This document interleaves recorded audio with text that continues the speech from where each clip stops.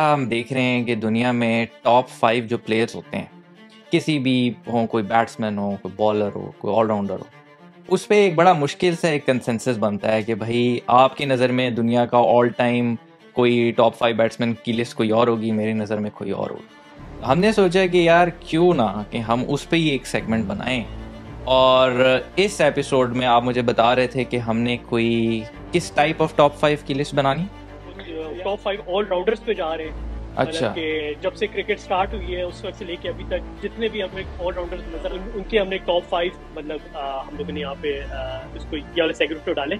और बल्कि एक और चीज़ इसमें ये कि जो मैंने तो टॉप, मैं अपना बता देता हूँ, आप अपना बता दीजिएगा कि मैंने जो टॉप 5 सिलेक्ट किए हैं वो तो एक तो मैंने स्टैट्स की बेस पे किया है और मैंने 20% वेटेज दिया उनके इम्पैक्ट का कि उनका मैच विनिंग इम्पैक्ट कितना है, तो इसको मैंने मद्देनजर रखते हुए बनाई है। तो आप बताएं आपने क्या क्या फैक्टर्स रखे हैं? यार मोस्टली तो सेम ही है। इम्पैक्ट पे अब अगर पुराने पे जाएं तो मुझे इतना खास कोई उस तरह मेरे पास कैलकुलेशन या स्टैट्स नहीं है उसका कि कितना इम्पैक्ट था। जो सुनी सुनाई बात है उस पर ही मैं रिलाई कर रहा हूँ। मैंने इम्पैक्ट को 20% से कम कह लो, 10% एक चांस दिया होगा, ज़्यादा मैं स्टैट्स पे गया हूँ। तो जाते हैं भाई, वेट नहीं करते, अगले सेगमेंट की तरफ जाते हैं।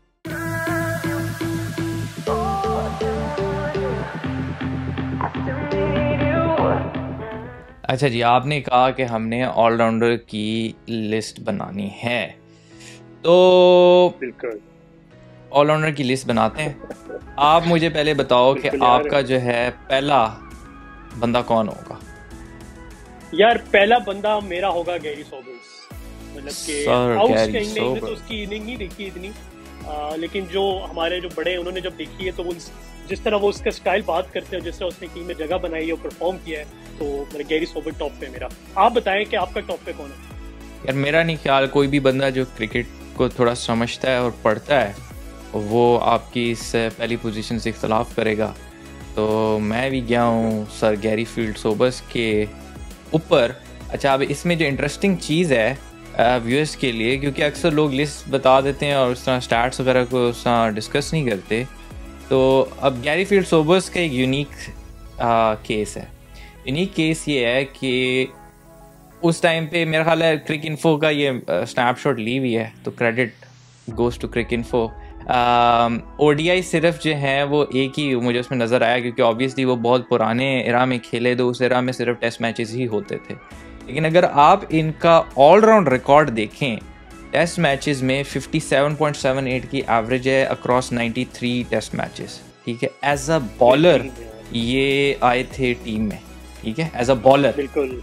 और अगर आप बॉलिंग की देखें तो इनकी कितना ज़बरदस्त मतलब रिकॉर्ड है, क्योंकि ये कभी लेग स्पिन भी, मतलब लेग स्पिन तो नहीं कहना चाहिए, चाइना मैन कर लेते थे, कभी ऑर्थोडॉक्स बॉलिंग कर लेते थे और मीडियम फास्ट भी ये बॉलिंग कर लेते थे। तो आप इनकी एवरेज देखें, आप इनकी विकेट्स देखें, above all Umar catches, number of catches अगर आप इनके देखें 109 है इन 93। बिल्कुल, बहुत ज़्यादा कैचेस हैं, बहुत लेवल है। अच्छा, इनका मजे का सीन ये था ना कि जिस तरह आपने भी बताया कि ये एज अ बॉलर आए थे, तो शुरू इन्होंने की थी लेफ्ट आर्म स्पिन बॉलिंग से, तो उसके बाद इन्होंने ट्रांसफॉर्म किया अपने आप को as a left arm medium bowler. ठीक है, साथ साथ इनका जो मेन टर्निंग पॉइंट था जिस पे ये एज अ ऑलराउंडर आए वो ऑस्ट्रेलिया के साथ था। आई थिंक इन्होंने सेंचुरी मारी थी उस मैच पे, तो उसके बाद से इनको टैग लगना शुरू हो गया था कि ये एज अ बैट्समैन। ये फिर इन्होंने परफॉर्म भी किया, ओपन भी किया और बॉलिंग भी काफ़ी मतलब टाइम के साथ इम्प्रूव की, तो वाकई यार ये तो नंबर 1 बनते हैं। बिल्कुल, उस वक्त पे 6 बॉलों पे 6 छक्के मारने वाले ये पहले क्रिकेट के हिस्ट्री के बैट्समैन बने। 365 रन इन्होंने पाकिस्तान के अगेंस्ट बनाए थे, बड़ी पेदी लगाई थी पाकिस्तान की। ये बात ना करते आप ये बात पहले बता देते ना आप, तो फिर शायद हम सोच फिर बायस हो जाते आप हैं, फिर हम अफरीदी की तरफ बायस हो जाते हैं। नहीं, the legend of the game be it batting, bowling या फील्डिंग, तो आप कह सकते हैं कि यार ये सही मानों में जो है ना एक क्रिकेटर जिसको आप बोलते हैं बाय डेफिनेशन ये वो है। तो भाई क्रिकेटर से मुझे याद आया कि अब अगली भी मुझे लगता है ये पहली 2 आसान है। अगला आपका क्या है, कौन सा प्लेयर है? यार अगले तो जिस तरह आपने बोला आसान है, तो मैं तो वही साउथ अफ्रीकन कैलिस के साथ जाऊंगा, क्योंकि वो आउटस्टैंडिंग बॉलर, आउटस्टैंडिंग बैटिंग, मतलब आई थिंक 57 की एवरेज है उसकी, और मतलब जो उसकी क्लासिक उसकी शॉट्स हैं और जो बॉलिंग में वो कैलिस के अलावा कोई ऑप्शन माइंड में है ही नहीं। आप बताएं। बिल्कुल, कोई मेरा भी इसमें कोई डाउट नहीं है, तो अभी तक तो कंसेंसस चल रहा है। Kallis as a fielder, Kallis as a bowler, Kallis as a batsman, ये वो प्लेयर हैं जिनको हमने बचपन से देखा हुआ है, तो इनका तो इन एंड आउट पता है। अगर कोई आंखें बंद करके हमसे पूछे कि जी आपकी लाइफ में सबसे बेहतरीन ऑलराउंडर कौन होगा, तो हम ऑब्वियसली जैक कैलिस का ही नाम लेंगे। इनसे बड़ा ऑलराउंडर हमने नहीं देखा क्रिकेट की दुनिया में।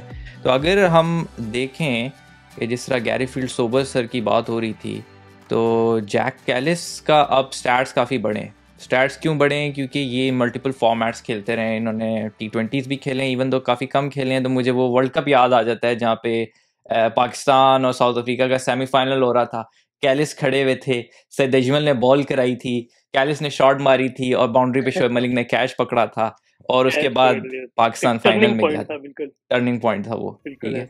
तो 55 से ऊपर की एवरेज टेस्ट में, 44 से ऊपर की एवरेज ओडीआईज में, इवन T20s में 35 ऑलमोस्ट एवरेज कर रहे हैं ये बैटिंग में। कैचेस देख लें, 166 मैचेस में 200 कैचेस हैं इनके। स्लिप में भी देखा आपने कि बड़े ज़बरदस्त कैचेस पकड़ते थे आउटफील्ड में भी।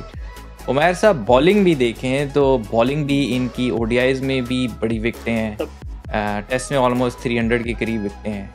तो मतलब क्या बंदा था ये। मतलब यार आप देखें ना कि इसकी 57 की एवरेज अगर है, 55 की, तो इसकी एवरेज प्रॉपर बैट्समैनों से भी ज्यादा है। जैसे राहुल द्रविड़ हो गया, सचिन हो गया, ठीक है, रिकी पॉन्टिंग हो गया इवन, तो उनसे मतलब इसकी बैटिंग एवरेज ज्यादा है। और मजे की बात आपको बताऊं कि ये इसने अपने आप को कब as a allrounder declare, as a batsman declare किया था, क्योंकि पहले तो एज अ बॉलर था। तो इसने डिक्लेयर किया था 97 में, जब ऑस्ट्रेलिया के अगेंस्ट इनका मैच हो रहा था, तो साउथ अफ्रीका की बैटिंग फुल ढेर हो गई थी, तो कैलिस था वाहिद। हालांकि वो पिच दिल्ली ऐसी थी कि मतलब ना प्योर मैगरा के लिए वो पिच बनी हुई थी, शेन वॉर्न मैगरा के लिए इतनी स्विंग हो रही थी वहाँ पर। तो वहाँ पे इसने मतलब मैच को ड्रॉ करवाया था और सेंचुरी भी मारी थी। नहीं, उसके बाद से फिर इसने अपने आप को डिक्लेयर किया कि भाई मतलब बैट्समैन भी लेवल है, जबरदस्त जो है इनका कैरियर है, इसमें तो कोई डाउट नहीं है। अब देखते हैं आगे, क्योंकि ये पहले दो में तो हमें कुछ ज़्यादा जो है इसमें कोई मेहनत करनी नहीं पड़ी, मेरा ख्याल है। क्या ख्याल है आपका? तो मुझे लगता है फॉर्चुनेटली थर्ड पे भी हमारा कंसेंसस होगा, क्योंकि मैं जा रहा हूँ इमरान खान के साथ। लेजेंडरी पाकिस्तानी ऑलराउंडर इमरान खान, जिन्होंने पाकिस्तान टीम को एक विजन दिया। इवन आज भी जो प्लेयर्स उनके अंडर खेले उनकी तारीफ करते हैं, बहुत बड़ी अचीवमेंट है ये कि प्लेयर्स आज भी उनको अपना हीरो मानते हैं। तो इमरान खान भाई बिल्कुल यार, इसमें देखो, मैं जब स्टार्ट्स देख रहा था ना, तो मैंने इमरान खान के स्टार्ट्स देखे, इयन बॉथम के स्टार्ट्स देखे, कपिल देव के स्टार्ट्स देखे, रिचर्ड हेडली के स्टार्ट्स देखे, क्योंकि ये ऑलमोस्ट सिमिलर एरा में खेले और सारे लोग इन्हीं की बातें करते हैं। तो मैंने कोशिश की, क्योंकि मैं पाकिस्तानी, बीइंग पाकिस्तानी ऑब्वियसली शायद अफरीदी की तरह बाइस्ड हो जाते हो जिस तरह उन्होंने अपनी प्लेइंग 11 बनाई थी। मैंने कहा यार अनबाइस्ड रहना है, किसके स्टैट्स सबसे अच्छे, इम्पैक्ट पे बाद में आएंगे। तो अगर आप स्टैट्स जाके देखें तो इमरान खान जो है ना, वो मेरे भी नंबर 3 पे ही आएंगे, और जो भी स्टैट्स देखेगा अनबाइस्ड होके उसके भी नंबर 3 पे ही आएंगे।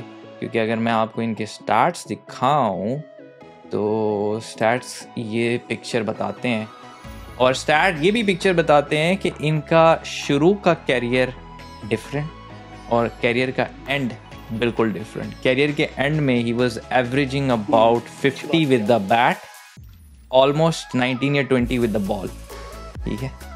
तो बहुत ही अजीम किस्म की आप कह सकते हो। साथ साथ कैप्टन, इम्पैक्ट की बात हो जाए तो कैप्टन, पाकिस्तान को मतलब वर्ल्ड लेवल के ऊपर वर्ल्ड बीटर बनाने वाले कप्तान यही हैं, और 92 का वर्ल्ड कप भी जिताया। तो बैटिंग एवरेज भी देख लें, 37 टेस्ट में, 33 ओडीआईज में। बॉलिंग एवरेज तो वन ऑफ दी मोस्ट, जिसे कह सकते हैं ना कि ज़बरदस्त और अनबिलीवेबल ऑलमोस्ट, कि इतने लंबे कैरियर स्पैन में उस टाइम के ऊपर 22.8 की टेस्ट में bowling average, one of the best still, मतलब अगर आप देखो तो बॉलिंग करा गया बिल्कुल। अच्छा, इसमें एक और मैं ऐड ऑन करूंगा आपकी बात को कि ये 8th बंदा था, 8th ऑलराउंडर है जिसने 3000 रन्स और 300 विकेट्स ली थी, मतलब ये 8वां बंदा था। बिल्कुल बिल्कुल, तो जबरदस्त। ये भी बड़ी अचीवमेंट है।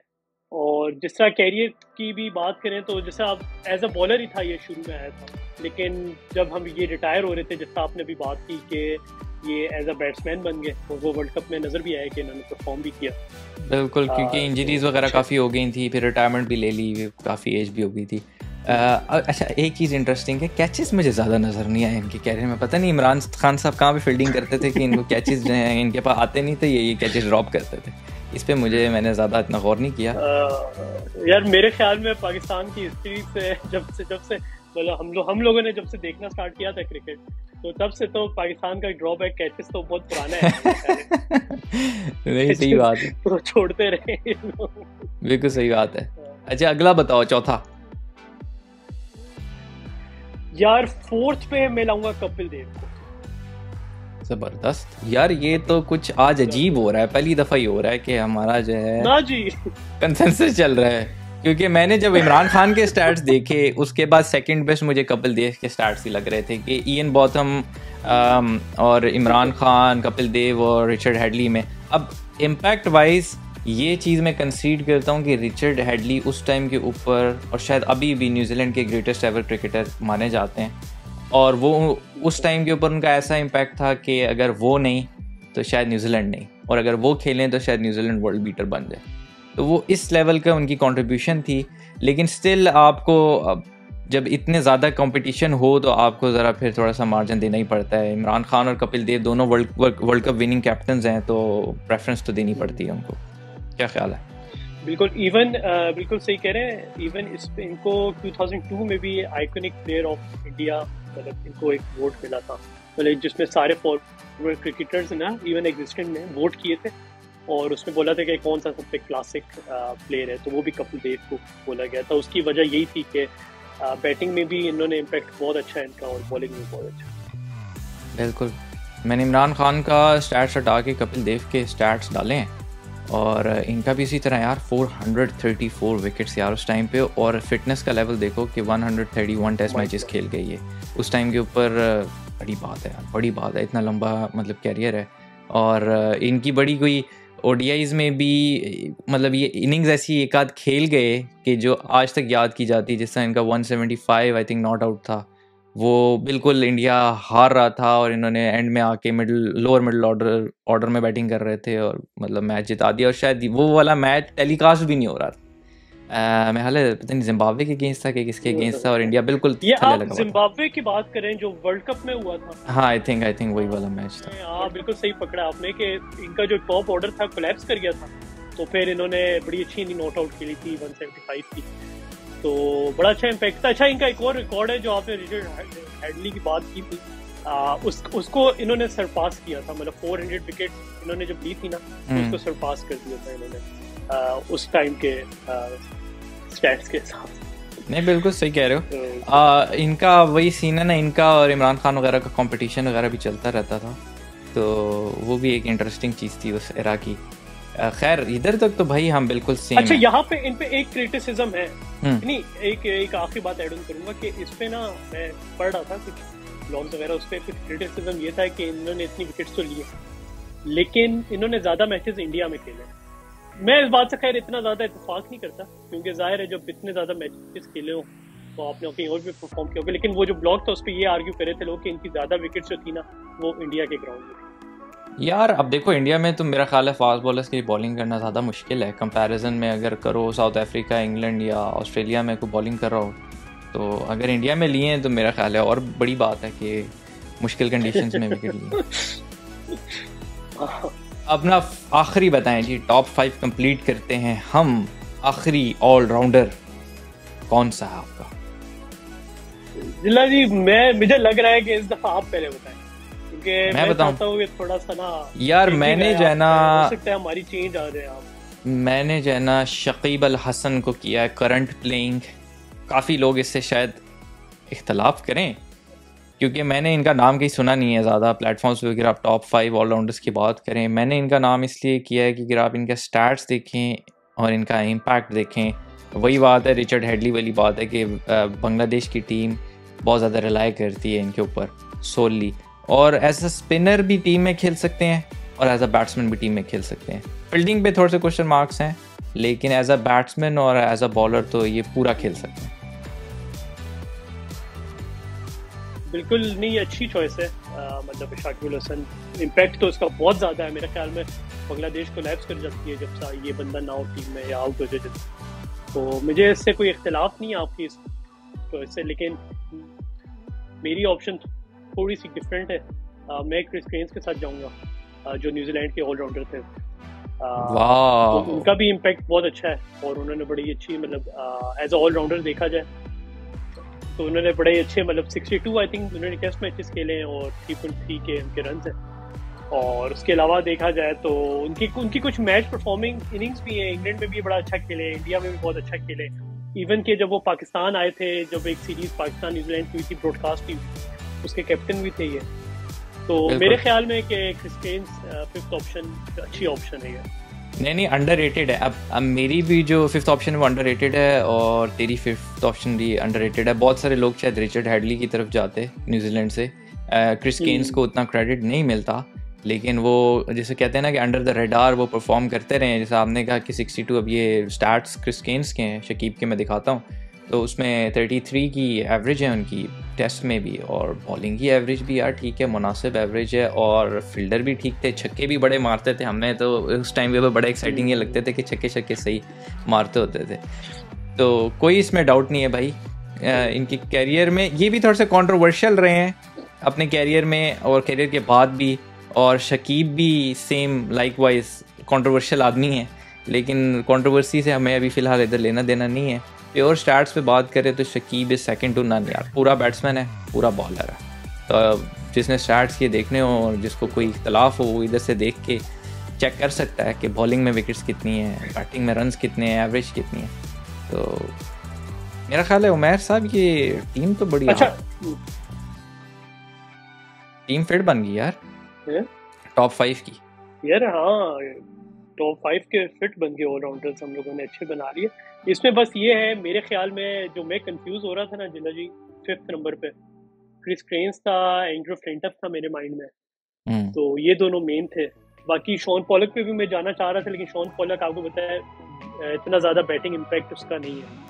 एंड्रू फ्लिंटफ था लेकिन उसके स्टैट्स इतने बेहतर नहीं थे, ये क्रिस क्रेन्स के ज़्यादा अच्छे थे। तो ये मेरी प्रायोरिटी थी। और बाकी बिल्कुल आपने नाम लिया एंड्रू फ्लिंटॉफ वगैरह का, वो भी ऑनरेबल मेंशंस में उनका नाम आता है। आपका कीथ मिलर का आता है, उनका सैंपल साइज बहुत छोटा था।